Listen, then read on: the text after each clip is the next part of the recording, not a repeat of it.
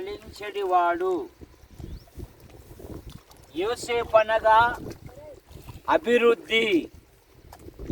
మన ప్రభు అయిన యేసుక్రీస్తు వారు యోహాను సువార్త 15వ అధ్యాయంలో ఒక శ్రేష్టమైన మాట మనకు దొరుకుతుంది. ఏమి ఆ మాట అంటే, మీరు బహుగా ఫలించుట వలన నా తండ్రి మహిమపరచబడును. పౌలు గారు ఫిలిప్పీ సంఘముతోకి ఒక శ్రేష్టమైన ప్రార్థన రాశారు. మీరు శ్రేష్టమైన కార్యములు వివేచింపగలవారగుటకును మీ ప్రేమ తెలివితోనూ సకల విధమైన అనుభవ జ్ఞానముతో కూడినదై మీరు అంతకంతకు అభివృద్ధి పొందవలననియు మీరు క్రీస్తు దినమునకు నిర్దోషులుగా నిష్కపటులు కావాలని మీ కొరకు ప్రార్థన చేయుచున్నాను అన్నాడు. యోసేపు ఫలించుటకు కారణమేమంటే, యోసేపు పాపాన్ని అసహించుకున్నాడు. యోసేపు జీవితములో ఎన్నో బాధలు అనుభవించాడు. యోసేపుని ఏమన్నారంటే కలలు గనువాడు అన్నారు. యోసేపు సోదరులు యోసేపు మీద అసూయపడ్డారు, యోసేపు మీద పగబడ్డారు, యోసేపు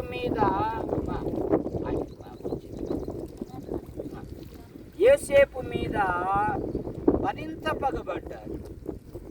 యోసేపు ఒకసారి కళ చెప్పాడు. అన్నయ్య మరి జొన్న చేనులో మనమన్నీ కోసిన తర్వాత ఆ కుప్పలన్నీ కలిసి నా కుప్పకు ముక్కాయి, ఆఖరికి సూర్యచంద్రులు కూడా ముక్కాయి అంటే, ఏరా అమ్మా నాయనులు కూడా నీకు ముక్కుతారా అని కలలు గనువాడు అని పేరు పెట్టారు.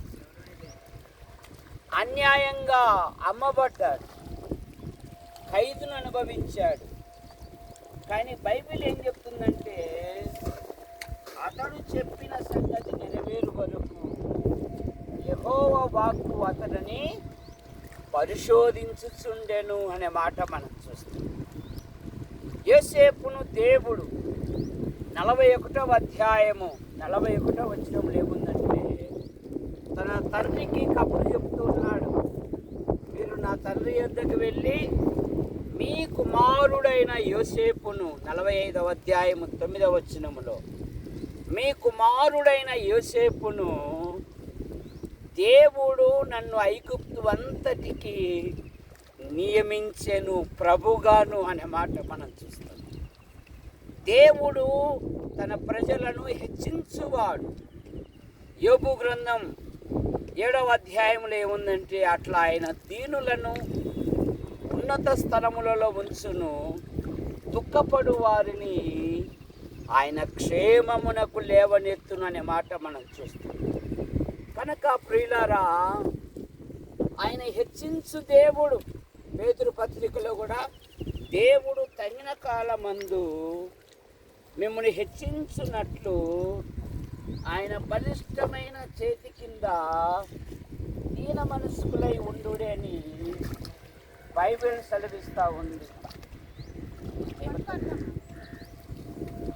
కనుక దేవుడు తన ప్రజలను హెచ్చించువాడు, ఘనపరుచువాడు. దేవుడు తన ప్రజల విషయంలో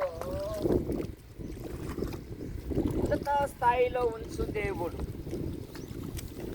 యోసేపు తన కుమారులకు శ్రేష్టమైన పేర్లు పెడుతున్నాడు.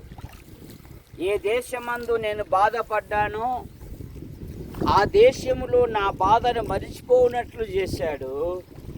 మర్చిపోవడమే కాదు, ఏ దేశంలో నేను నిందను భరించానో, ఖైదు అనుభవించానో, ఆ దేశములోనే దేవుడు నన్ను వృద్ధిపరిచెను అంటాడు. కనుక మన ఆధ్యాత్మిక జీవితంలో ప్రభు కొరకు నమ్మకంగా ఉంటే ఆయన ఉన్నతమైన స్థానములో ఉంచగలడు. రండి స్టాప్ పెట్టు.